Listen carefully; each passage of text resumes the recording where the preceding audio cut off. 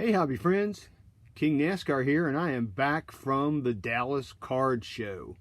I want to do a recap of things I bought and some of the things that I did while I was there. I had a really great time. The best part of the whole thing was catching up with my friends, my content creator friends, seeing people that I just have known online and meeting them for the first time in person. So it was a really fun time. I went down on Thursday. I left here about 8 something in the morning. Got there about 2-ish, I think, something like that. Or no, maybe it was later than that. Maybe anyway. Anyway, the show started that night on Thursday night. Dealers were still setting up. I got in there, I saw Uncle Rich, and of course, kudos and thanks to Uncle Rich for hooking me up with literally a press pass to the show. That really helped. That allowed me access in to the whole show. It really was a good thing. But after I saw Rich, then I saw Stefan and Angela. They were there at the ComC booth. Talked to them for a little bit, and then I went around and started looking around in the Starlight Room. And the Starlight Room is not the main room of the show. It's a little side room around the corner. I won't say it's a little room. that room is like bigger than our local card show here. But the Starlight Room is carpeted. It feels good on your feet, and it's kind of like its own little card show. But anyway, I started walking around the Starlight Room, and the first thing that I stumbled on was a guy that had just a little bit of racing. And what he had was this winning touch from National Treasures, Dale Earnhardt Jr. Auto. So I got that, and he also threw in a couple of cards for me. He threw in Sam Mayer and Ty freaking Gibbs. And he gave me all these things for $60. So it was really nice for him to throw that. And he had $80 on the Earnhardt Jr. Auto. So I thought that was a pretty good deal. So of course, I was eager to buy something. So I bought it, and I was pretty pleased with that. So we'll stick that over there. All right, now looking around, I kind of had a slight mission of trying to find some Topps Formula One blaster boxes from the 2021 flagship. And I found one guy that had one box, and I saw it. He wanted $75 for this, but it had a little whammo right here on the side. But I don't think it's affected the cards. But you can see it took a nice little hit. So he gave it to me for $70, which is probably about the going rate for these things right now. So I don't feel like, I got ripped off or he ripped me off or anything like that. So I bought it. I'm going to open this, so watch for a future video with this, and we'll see what happens with this box. So it ought to be interesting, especially since it was the only one I saw in the whole show. I really expected to see more of these, and I expected them to be hopefully a little bit lower in price, but they were not, and there just wasn't any there. So that was in the main room where I found that. Then I went back to the Starlight Room, and there was a guy that had a $5 box of memorabilia cards. Well, he had boxes. He had a whole bunch of them. But anyway, I picked up a few things. I picked up this Jeff Gordon from Press Pass. I honestly do not know what year this is. I think it looks like 2000, but I honestly don't remember. So I picked that up. I picked up this cool race-used lug nut card of Jeff Burton. And it's 61 of something. I can't tell because of the stickers on it. Picked up a Dale Jr. What is this? This is the Spellbound cards. Where, as you can see, it's got the E right here in Earnhardt. So that's cool that it's the E. So I got that. I picked up... I know this is racing, but it's not NASCAR. This is Ron Turcotte. I kind of like a little bit of horse racing since I grew up in Louisville, Kentucky. And, you know, Secretariat is my favorite horse. But anyway, I picked that up. You know, I thought it would be cool to have. Also found a Jimmy Johnson memorabilia card. This is some Hot Threads race used fire suit. And it's $244, $299. So I thought that was pretty neat. Then I found some more Jeff Gordon Hot Threads from Ignite. And he had several of these. This one's unnumbered. So it's pretty neat. And he had yet another one, but this one's numbered. It is number, what is that, 79 of 99.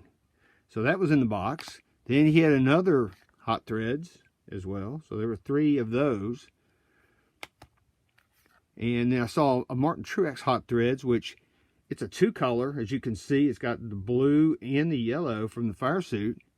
I thought that was really neat. And it's also numbered. It's numbered 87 of 99. Too bad those numbers weren't reversed, because that would have been 78, which would have been his car number. But, you know, hey, I guess it could still be eBay 101. And then I also got, well, there's another Jeff Gordon Ignite fire suit card. So I think there's 10 cards here, and I got all of them for 40 bucks. So, you know, not bad. I thought that was a pretty good deal too. So that was pretty much all for Thursday night. Later on Thursday night, I went to In-N-Out Burger, which I hadn't been there in a year since I went to the last Dallas card show, and got me a #1 double cheeseburger with double cheese and all that. So it was like mega calories, but it was a blast. I love that. So went back to the hotel, got up the next day. It's Friday. Went down to the show, and I didn't really buy a lot on Friday because John Newman and Brad Bethune came to the show, and I kind of hung out with those guys for a while. But what I did see is there was a guy in the main room. He was selling these really cool graded guards for your graded cards. And as you can see, this one kind of has a petty blue color. So I'm going to actually get my 72 STP Richard Petty card and put that in this. I think it'll look really neat. Then I got a black one and a red one. And I'm thinking maybe, you know, use these for my 1988 Max Dale Earnhardts. So, anyway, I picked up 3. These were like $10 a shot. You know, it's not that big a deal, not a lot of money. So I picked them up. I think they'll be fun going forward. So got those. And then I ran into this one guy in the main room, and he had, let me see if I can find it here first. He had a stack of cards, and I don't know where they are. Oh, here they are. They're off to the side here. He had a stack of cards. I went through them. In fact, he had quite a few. It looks like he had busted a lot of national treasures. And I went through the box and I found these cards. I found Ty freaking Gibbs from Obsidian of 2021. That was pretty neat. And don't pay attention to these prices, by the way. So there's Ty Gibbs. Got a Kyle Busch autograph from Select. I think this may be Chronicles. I'm not sure. It is Chronicles. So he had 30 on that one. Then I saw a Sam Mayer base from National Treasures. He had a few base cards from National Treasures, and I thought about buying them, and because I was thinking about starting that set, but I decided against it. Then he had a Sam Mayer autograph from Prism, which is really, really cool. It's the green. I don't know what that is with the round circles, but I'm sure somebody out there knows. It's numbered 64 of 75. See, and he had $40 on that dang thing. So, and before I even started, he said, hey, don't pay attention to the prices. I said, okay, cool. So then I found these 3 cards. These Lava Flow cards. You know, there's one of Tony Stewart right here. There's one of Chase Elliott. And one of Kevin Harvick. Now, all of these are case hit cards. Keep that in mind. And, you know, they're still kind of hard to find, but they are coming down in price. And you can see the price. He had $10 on one and no price. Well, yeah, he's got $10 on the other one, so I guess he had $10 on all of them. So the cool thing was I was able to get all of these cards. Sam Mayer, Kyle Busch, Ty freaking Gibbs, and then all these Lava Flow, and then that Sam Mayer base. I got all of these for $60. So I'm sure Val was going to go, whoa, we got those Lava Flows. That was cheap. Yeah, it was. It was a good deal. It was one of the better deals of the show. So I was happy about that. Let's chunk those over there. All right, so that was about all that I bought on Friday. But Friday night, Brad Bethune, a.k.a. Texas Card Dude, had bought me and John Newman some tickets to the Frisco Rough Riders AA game. And, of course, we went in Brad's car. He took us out there. Jack Leiter was the starting pitcher, and I think he's a top Major League Baseball draft pick. Of course, I don't know. If this was NASCAR, I would know. But at least that's what I heard, and that's what I was told, so we'll just run with that. It was a great game. They started out good, and then it just went all downhill. I think it was the third or fourth inning. Corpus Christi, which was who they were playing, scored 9 runs in 1 inning, and they ended up losing to Corpus Christi 11-9. But it was fun, and they had fireworks afterwards. And, well, you know, speaking of fireworks, we could probably go right here and go, ooh, ah, ooh, ah. But they had fireworks afterwards, which were cool. And those tickets included unlimited free food. So I had a hot dog, I think some nachos. What else did I have? I had a cheeseburger. Oh man, I stocked up and saved. And a couple of drinks. And it was a great time. I think we told more jokes and cut up more than we watched the actual ball game. But it was really fun hanging out with John and Brad. I love those guys to death. So that was my Friday. And like I said, it wasn't a whole lot, but it was still a ton of fun. So Saturday, that's the big day. Lots of stuff going on Saturday. We started out doing Hobby Hotline, and the folks at the Texas Card Show put us out in the hallway, which would have been okay, except for the fact that some jokers from Whatnot or on Whatnot were doing a live card break. They were loud, obnoxious, ringing a cowbell. It made it really hard to hear. Kudos to that 70s show, John Keating. He brought his computer and his setup, and that really helped, but it would have been a lot better if we had been in a quiet room. So we did Hobby Hotline. It was fun. We stayed on for like the first half hour. It was cool. We had a big round table of, oh gosh, I can't even remember who all was there. King Kinsley, Mike Moynihan, John Keating, me, Brad, John, Uncle Rich. Dang, I know I'm forgetting somebody. If I'm forgetting you, I apologize. But it was fun. We got done with that. And once we got done, Ken and I decided to go into the big room and look around for a little bit. And we walked around just for a few minutes. And I said, hey, I saw that there was a guy signing autographs. His name is Burton Gilliam. And he was signing autographs. And I don't know if you guys know who Burton Gilliam is, but this is him. I guess once you see him, you will know who he is. He was in Blazing Saddles, of course, but he's most memorable to me in Back to the Future 3. And he played the Colt gun salesman in Back to the Future 3. He's the one that asked Michael Keaton. Oh, Michael Keaton. Golly. Anyway, you know what I'm talking about. He has Marty McFly. Hey, where'd you learn to shoot like that? And he goes, 7-Eleven. So I thought that was pretty cool. But he also, this guy, Burton Gilliam, he did local car commercial for us until just a few years ago. And I've always liked him. he's really a funny guy. I got to talk to him for a little bit. He signed this autograph for me. I was telling him about, his local car commercial, and, his catchphrase was, "I don't care how you get here, just get here." Kind of hurt my voice.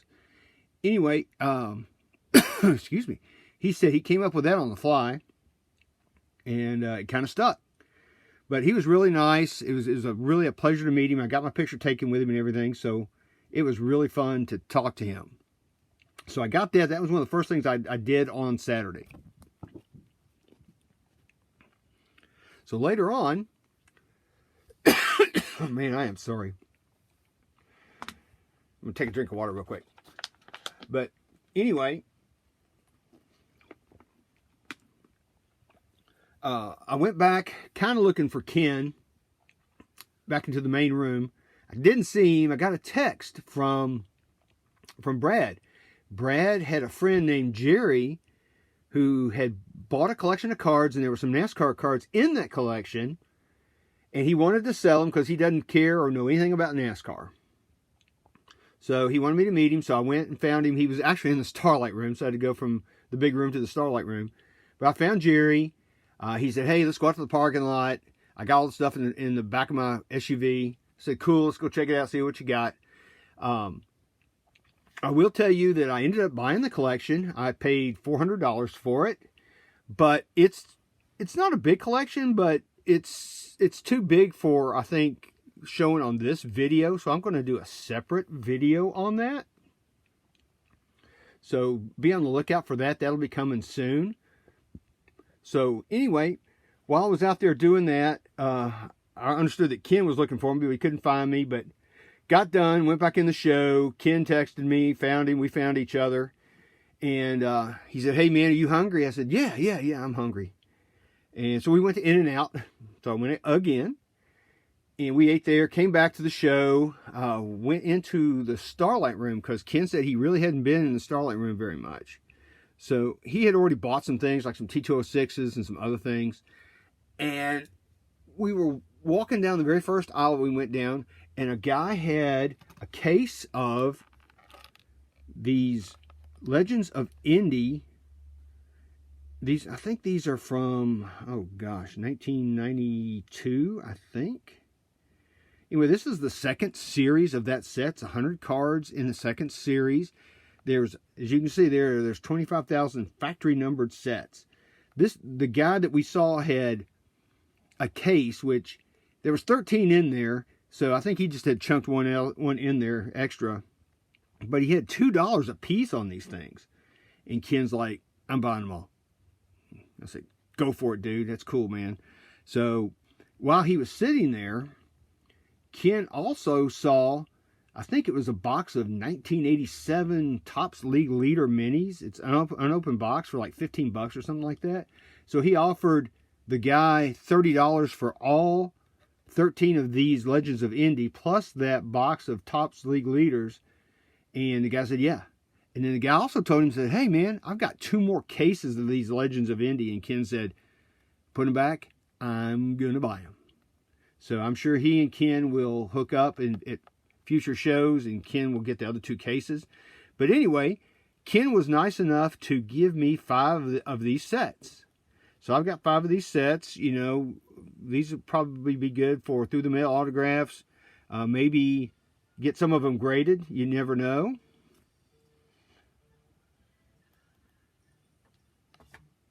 So I thought that was really neat. That was nice of Ken to give me those.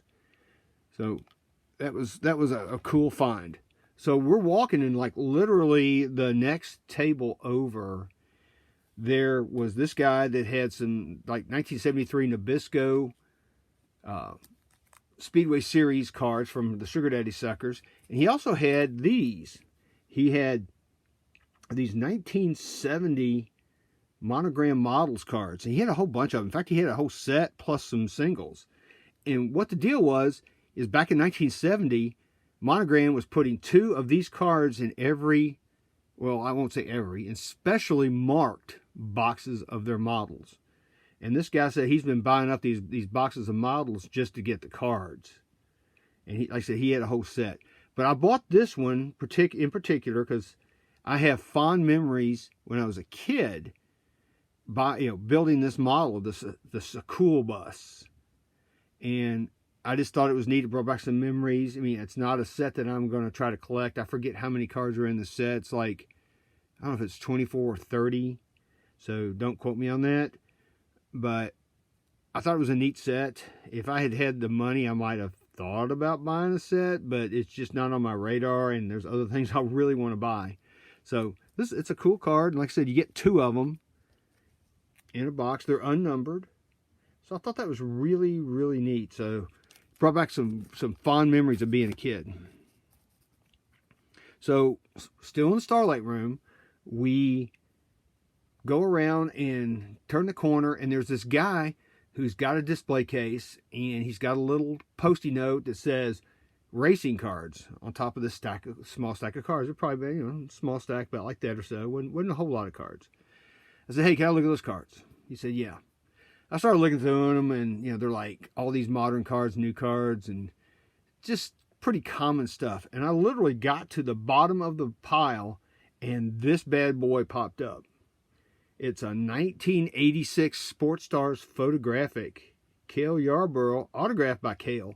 And if any of y'all have dealt with Cale Yarborough, he likes to personalize to Logan, to Joe, to John, to whoever. So the fact that this wasn't personalized, I said, wow, man, I'm going to buy this. You just don't see this every day. The guy had $40 on it. And I said, how much would you take for it? And he said, I'll do 25. I said, okay, I'll do that. So I picked up this bad boy for 25 bucks. I thought that was one of the coolest things I found at the show. So later on Saturday, and to cap Saturday off, Dr. Beckett had a content creators dinner there at the show. He already had a room reserved, and he brought in Chick-fil-A, which was right up my alley. I loved it. But anyway, there was about, I'd say, a dozen or so content creators that were there in the room. And I hope I'm not forgetting anybody. I know there was Dr. Beckett, Uncle Rich, Mike Moynihan, Brad Bethune, John Newman, John Keating, Ken, Patrick, Angela and Stefan, Jeremy Allen, and I think there's Rob Veras from Burbank Sports Cards. So anyway, we sat around and we talked, kind of about, are we, what in particular order are you? Are you a content creator, collector, investor, blah, blah, blah? And of course I said I was a collector cubed, and then I was a content creator. I am not an investor. Anybody who knows me, I do not invest in cards. I collect them. I've done it forever. But also Dr. Beckett posed 5 questions pertaining to the hobby, and it was just a big round table, and we all discussed the questions, and it was a really great, fun time for fellowship. And, talking to people, most of the people in that room I knew. Some of them I didn't. I didn't really know Rob, and I didn't know Jeremy Allen or Patrick, but everybody else in there, I knew. So that made it a little bit easier for me. But that was a really great time. There was leftover food, so I had some leftover food for the next day. But thank you, Dr. Beckett, and thank you, Uncle Rich, for everything that you guys have done to help me get to the point that I am at. I love you guys, and I appreciate that immensely. You'll never know. So anyway, Sunday. Now Sunday was almost as big as Saturday for me. And I was supposed to go home. I was going to try to go home at I was hoping by 1 o'clock I could leave, right? So anyway, I get to the show. I met up with John and Brad. We walked around for a little bit. Brad gave me some gifts that he had brought from home. One of those gifts was this. And this is really, really, really swell. It's a nice gift. This is a Snap-on screwdriver and ratchet combo with a die-cast car of Dale Earnhardt that he drove in Japan. I think this was I'm thinking 1996 is what this was. Let me see if there's a date on the back.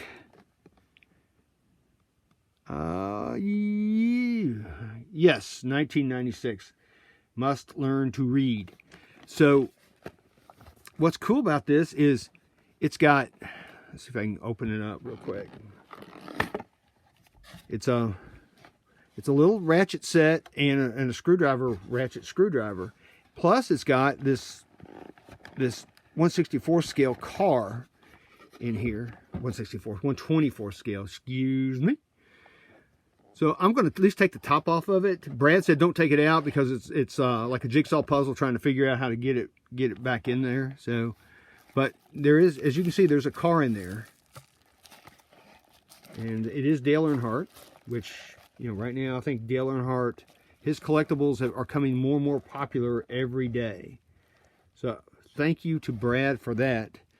He also gave me a few other things. I'll put this back in the box real quick. So, yeah, this is part of what he said was the fun part, is getting all this to go back together. There we go. All right, I'll set this off to the side here. He also gave me some miscellaneous cards that he had picked up, and those included Sam Mayer, who y'all know that I love, cousin Carl Edwards, Kevin Harvick, Grant Enfinger, who I've had dinner with before, he's a nice guy, Brad Kay, and these green ones are from the Chronicles blaster boxes. So these green parallels are just a little bit tougher. There's Chase Elliott, Drew Dollar, Mason Massey, and I think there's another one. Yeah. So thank you, Brad. I appreciate all that you did for me at the show, the game, the diecast, the cars, the cards, everything. And then John, you know, we have been on John's show. Val and Jason and I have been on his show. And what John does, which is something really cool and really unique, is he makes rookie cards for everybody that's been on his show. And his goal is to get those people to sign those cards. So John gave me my cards, which, as you can see, it's a triple of Val and Jason and myself. And I signed one for him, and he gave me the rest of them. I think there's 3 or 4 of them in here. It's kind of, I don't really remember how many there are, but it's really neat. They are blank back. They're not numbered. But I appreciate what he did for me, and I signed his card, and I thought that was a really, really nice gesture. Thank you, John Newman. I appreciate that, brother, a whole bunch. All right, so once I got done with the show, it was probably a little before 12.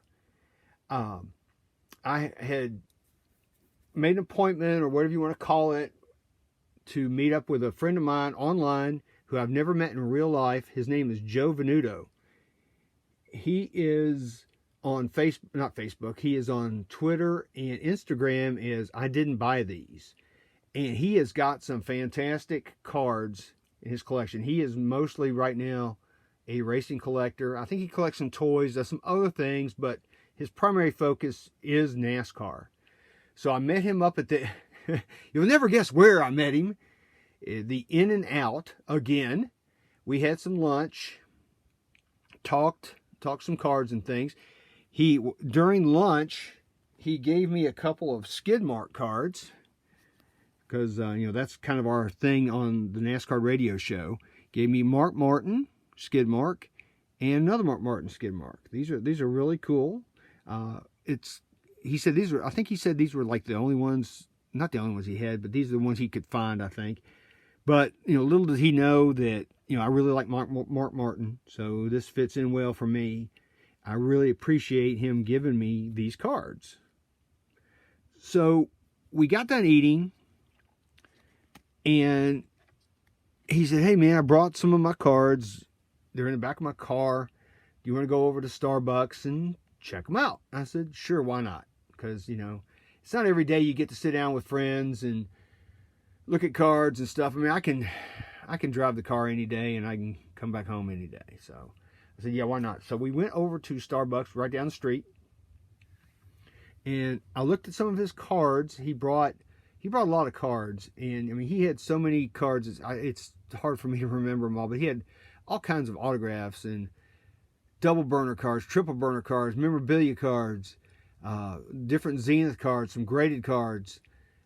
It was absolutely fantastic what I saw. I was amazed and just it was absolutely incredible, the collection he is building, and he's still working on that every day. There's still cards he's looking for, but he had some double burner cards of Jeff Gordon that were really cool. He had some press pass sheet metal cards that had some gold autographs on them. I think he said they were limited to 25, and I think he's almost got the whole set of those, those things are extremely rare.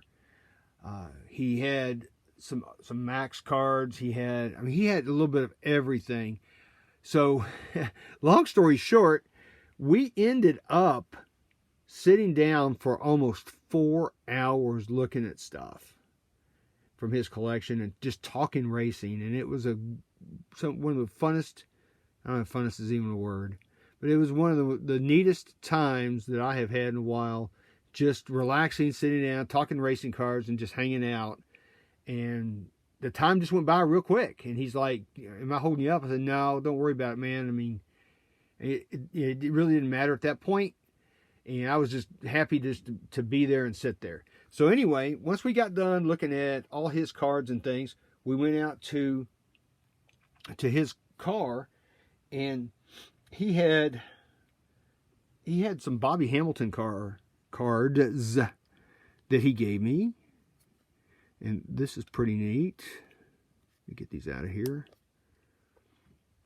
So anyway, he gave me a handful of Bobby Hamilton cards. I've met Bobby Hamilton a long time ago at the Nashville Fairgrounds. And of course, he did that because, of Richard Petty. And then there's Richard Petty right there, role model. There he is with Bobby Hamilton again. And then there, since all these were associated with Richard Petty, he gave these to me. And that was really nice. There's Eric Jones, pole position. Or no, I'm sorry, Matt Kenseth, pole position. Good gosh almighty. But anyway, I appreciate these cards that he gave me. Also, he had some Winter Circle die-cast that he had picked up. And I think he told me, but I honestly don't remember. But these are the ones from, I think, these 2000, I believe, if I'm not mistaken. Oh no, 2001. These were randomly inserted in cases. There were several drivers. There was Dale Earnhardt, Mike Skinner, I think Ernie Irvan, or Ricky Rudd, Bobby Labonte, Rusty Wallace. Anyway, they had like sheet metal and fire suit cards. And these were hard to find. I remember back when these were out, that I think I found two. I found a Dale Earnhardt one time, and I think it was a Mike Skinner was the other one I found. But they were just so hard to find. He said he never found any when they came out. But somehow or another, he bought these from somebody, and he had a bunch of them, and he gave me some. So he gave me this Ricky Rudd right here. This is I believe is it a fire suit? Yes, this is a fire suit card. So that's pretty neat to have that. I appreciate that a lot. Then he also gave me this Bobby Labonte piece of the fire suit. And that's also neat. I like that one because it's got the stitching running through the middle of the card. So, I mean, I've often wondered, should you try to take these cards out and get them graded or anything? I don't know. I'd have to probably check PSA and see if anybody's ever done that. But that's really neat. So I'll set this off to the side. He also gave me a Mike Skinner with his yellow piece of his uniform. I like that one a lot. That's really a nice card. And see, it comes with the 1/64 scale car. And they called them Team Authentics. So that was really neat. Let me set that. Let me see if I can do this without messing up too much stuff. And then finally he gave me this Rusty Wallace sheet metal. And as you can see, it's a 2-color sheet metal, which that's really, really nice. So that was super nice of him to give me all those cars. He did not have to do that, and I really appreciate it. But as far as what I picked up at the show, that was it. I do want to say that if you ever have the chance to go to the Dallas Card Show, especially the big one, which is the one I went to, because I forget there's like 700 something tables, I think. Go. It's a lot of fun. There's a lot of stuff in the room. You know, they say, like at the National, if you can't find it at the National, it doesn't exist. Well, I know that's not true, because I can't find 1972 STP cards at the National, and I didn't see those there either. But it's still a great show. There was plenty of Formula One there. I didn't see a lot of people buying Formula One. I saw a lot of people trying to unload Formula One, but I didn't see a lot of people buying it. So I think, I don't know what to think. I think maybe the Formula One market, maybe it's peaking out. I don't know. We'll see. I didn't see a whole lot of NASCAR there, but as you can see, I ended up picking up a good bit of NASCAR and related stuff before it was over. So anyway, it was a great show. I highly recommend it. Go if you can. I think that they put on a really, really good show there. And really, I guess that's my recap of the Dallas Card Show. So I guess I'll catch you later.